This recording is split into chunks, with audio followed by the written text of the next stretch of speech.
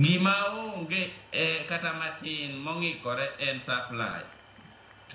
Mondo mi teratra mwandu ni gol Kisumu kende kata igol mana Migori tidwa ng'ado goyo moki kaw ndege ni tero Southern Sudan mi chopi mangi usi miduogi en twara nikech weche mag infrastructure. Omiyo member states karumo kawuono gingi kaka African Development Bank no ningo walunge na adwa wuoyo weche moko mag trade financing to kata mana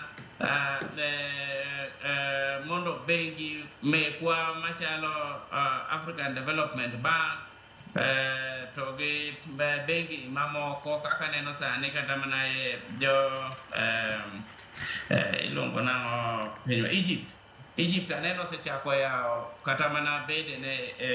mag bengi moko matekre gi ng'eny e dala mar Nairobi. Oningo beni gikwongo ging'iyo mondo mi giti gi serikal ma e gima ne President William Ruto kano yudo komni to o influence banks wagie mag Africa gi mondo mi oket maino kuom gi e weche mag infrastructure ok en yo kende. Wang'iyo reru,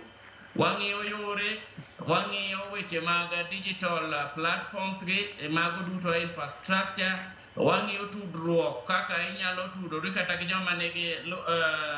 Lubumbashi kocha Eastern DRC Congo ere kaka ditudri kodgi yo mayot. Mago duto are infrastructure ok en barabara kende miriembe gari. Koro wang'iyo weche mag ports ere kaka time chal nade mondo mi gol mwandu mangi chop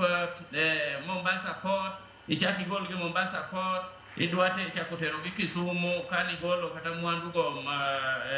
Djibouti kocha. Oningo beni time kik budh ahinya nikech aito clearance magi luongo ne trade facilitation elements oningo beni gin gik ma sirikal keto policies kata lwasi makare mondo mi jo ohala kik kaw time ahinya ma mwandu gi kethre, kik kaw time ahinya mondo mi gichop kuma idwaro gie. Koro magi nyaka losi nikech Joyce king'iyo pinje mosedhi maber ahinya ma nyalo pimo ni masewuothe to kendo aseng'iyo kaka gitiyo maber. China mwandu ka. China king'iyo gima ne China investe kabisa en infrastructure mondo mi fast track trade. Nikech obedo trade enabler to gi weche mag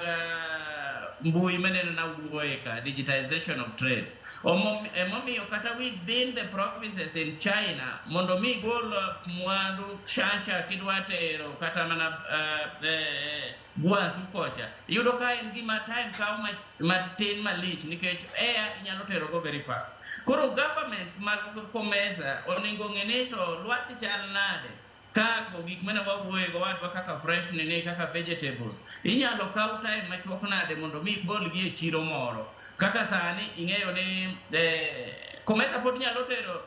Komesa member states wala ni Africa kineno Ghana ka kende Joyce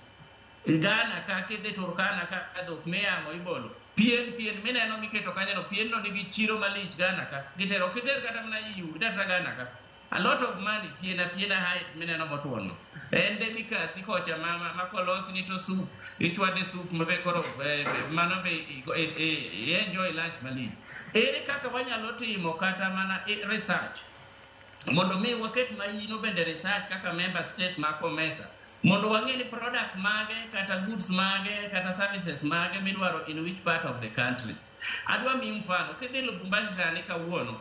ga brush mar go rangi gi rangi mar kiwi meneno ni kiopo ni mane nyalo supply Joyce kawuono mi yudo quantity maber iweyo kata tich Royal Media a lot of money kitero kiberit kende Southern Sudan a lot of money tene information mondo mi ere kaka government nyalo invest mondo private sector be invest in research mondo mi wami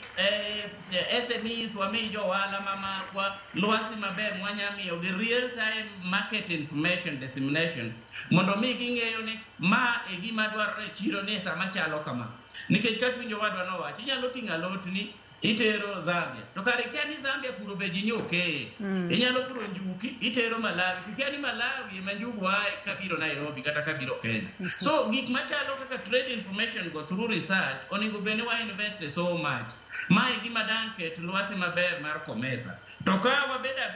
ni wan nyose yawnwa chirni idwa tero gimoro idwa gole ka itere Burundi tikadi Burundi kuro be jogo be wato nyokayo watermelon kodi tingo watermelon en product